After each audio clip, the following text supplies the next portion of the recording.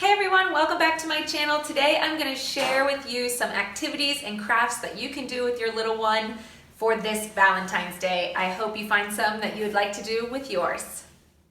First, we have heart foldovers. So to do this activity, you'll need to cut out a heart shape out of construction paper. You could do white, pink, red, whatever Valentine color you want. I think that the lighter colors will turn out better for this activity. But then you'll want to give your little one some Valentine colored paints. So pink, red, purple, white. And I gave her a Q-tip just for a different kind of paint, sensation rather than the paintbrush that she always uses. And then basically I told her that she could paint anything she wanted on one half of the heart. Then she folded it over, pressed it down all around. That way the paint would transfer. She didn't quite understand that that would happen. So when she opened it up, it was a complete surprise that she had a double mirror image on the other side. And she thought that was so cool. We ended up doing quite a few of these, and she hung them on the wall in her room for a Valentine heart mural. The next activity is sorting. I picked up these cute little sorters from Dollar Tree and wrote different numbers in the cups for the older child and had her fill them. I also put in a few simple addition problems. And then for the baby, I just gave her some cups and I didn't even tell her to really sort them specifically, but she started to do that on her own. She really just likes putting the things in the cups, and it was a really fun activity for both of them to do. Next up is a fun game for the whole family. To do this, everyone will need a straw, a wide straw. I went to the local ice cream shop and got the straws that they serve with malt so that they were nice and big. You want a Q-tip to be able to fit in them. So you get a straw and you put a Q-tip in the end and then you blow the Q-tip out into a bowl in the middle. In this case, I did heart shape because it's Valentine's themed, and this was just such a fun game. We played just to get as whoever could use their Q-tips first, whoever could put them in the bowl first won. But you could also make this a challenge. You could dye the tips of the Q-tips so that everyone has a color and see who did the most, however you might want to play. But everyone really had a fun time playing this, even the baby who could not figure it out at first, but very much so did by the end. The next thing to do is to write love hearts. So I just cut out a bunch of little hearts on construction paper, and then I sat down with Isabel and had her tell me something she loved about her dad, and then something she loved about Juliana, and then something she loved about me. And I just wrote down the things that she would tell me, and then she would fold them and put them in the bowl.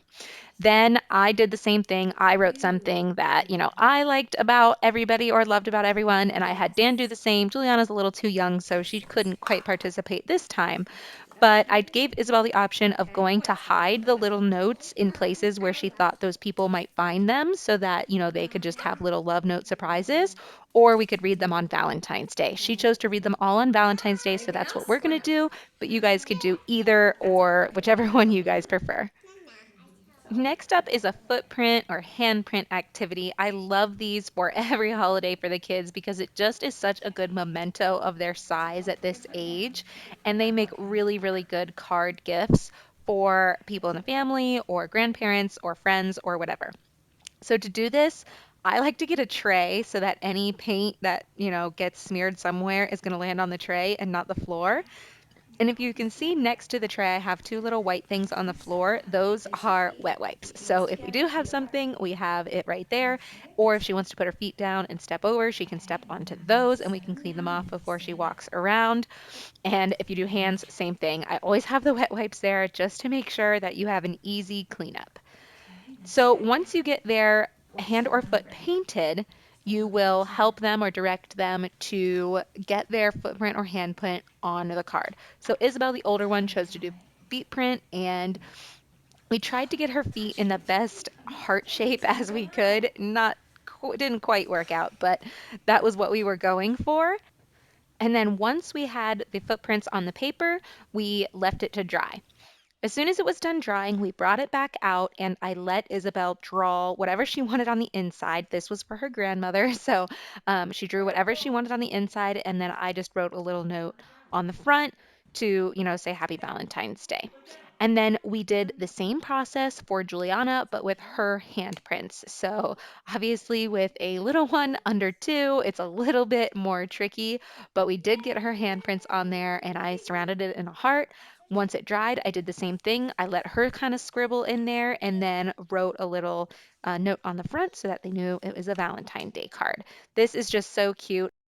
Next up, we're making heart buddies. And for this, you need little foam hearts, or you can cut a heart out of construction paper. You'll need 2 longer strips of construction paper and 2 shorter strips of construction paper. Those will be for the arms and legs. You'll need 2 googly eyes, and I used a pipe cleaner for the mouth. So to do this, for the littler one, pre-folded the arms and legs accordion style to make them wiggly. And for the older one, I let her try to do that herself. That's what she's doing here. Once they have that done, then they can glue the hands and feet to the heart, glue the eyes to the heart and the mouth, and make a little heart-shaped heart buddy for Valentine's Day. Now, for the 16-month-old, I pretty much did this for her. She's not quite old enough to do this, but she did love pointing out the body parts and saying them. And for the older one, I didn't really make sure that she did it perfectly. I let her glue the pieces on how she wanted to make her own little bunny. Does not have to be perfect. It kind of looks perfect with the baby because I made it, but obviously you can see here that Isabel's is a little more personal to her, and that is just fine. Next up is a little bit of a science experiment. I have cut up little pieces of tissue paper, red, pink, and purple, and just put them in small strips in a bowl. Then on a white sheet of paper, I'm drawing a heart in black ink.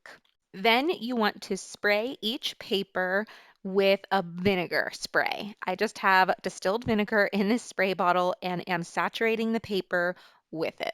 Then you're going to let the kids place the tissue paper onto the wet paper. The vinegar kind of acts as a glue because both are papers and thin, and so the wetness just keeps them together. And you're going to let them place as many as they want in whatever colors they want. Once they're finished, let them spray down the tissue paper with vinegar once again, just to make sure everything is really saturated to get the color transfer to happen as best as possible. And then you let it dry. Once it dries, the tissue paper is not going to stick to the other paper anymore. So when all the tissue paper comes off, you will get to see which colors transferred to the sheet. So this is just kind of a fun little surprise for the kids. The next activity I have is Valentine stamping. So I just took some red and purple paint. You can also use pink. And I got a couple different things for them to stamp with. I cut a heart shape out of a sponge and did sponge stamping. I cut a potato in half and gave them each half to do potato stamping. I cut some apple for the apple stamping, and then I also rolled up some tin foil for them to stamp with. So just different things, different textures. And I let them stick it in the paint and just decorate a page. These would make great decorations or great Valentines if you want to fold them into cards. The one thing I will say is if you have a little one, make sure you have a smock on. They will probably ruin their outfits. And if you are doing something that's usually edible, like a apple, make sure you have some apple that they actually can eat, not just stamp with, because they will want to snack on it. And that also means keeping a wet paper towel there so that you can wipe their hands of paint when they do go to snack. The next activity is a shaving cream and paint sensory bin, and I also threw in some sprinkles here as well. Just something cute, pink, Valentine-y for the kids to touch and play with. Now, when I do these shaving cream paint sensory bins, I usually do them in the bathtub, and you can tell that I normally have them in the bathtub because they start immediately putting it on themselves. And I would highly, highly recommend that you do this in the bathtub. The only reason I didn't is because it was easier to film for you when they have clothes on.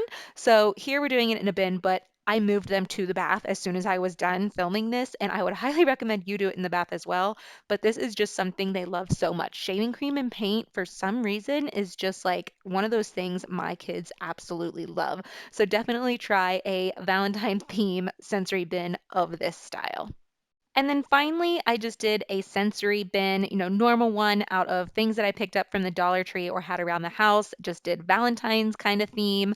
I had cotton balls, satin flowers, little counting beads, water beads, just different types of things. And I would not normally have all of these things in one sensory bin. This is probably too many. I just did this to give you guys some ideas of the types of things you could put in your sensory bin. So I would just pick one or two of these items at a time and then give them the measuring cups, the tongs, the scoops, all those types of things to play in their sensory bin with. All right, that's all I have for you today. I hope you found something that you really want to do this Valentine's Day. I'll have a couple other Valentine's themed videos coming out in the next couple days, so keep an eye out for those as well. I'll see you in the next one.